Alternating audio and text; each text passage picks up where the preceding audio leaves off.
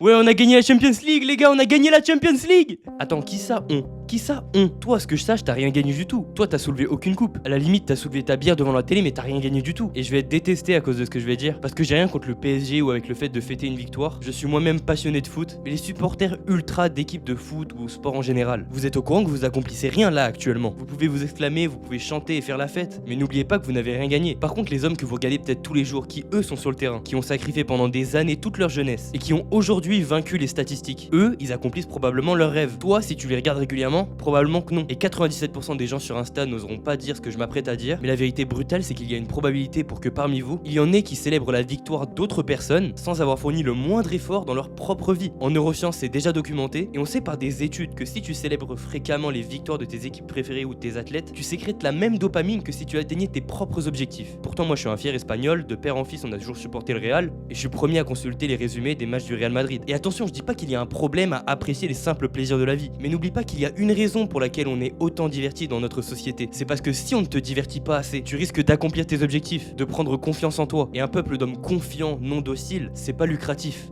C'est même dangereux. J'explique ce que personne ne dit sur la confiance en soi et l'attractivité masculine pour les hommes de 20 à 27 ans. Donc si ça t'a aidé et que tu veux me revoir, abonne-toi. En attendant, devinez j'imite qui.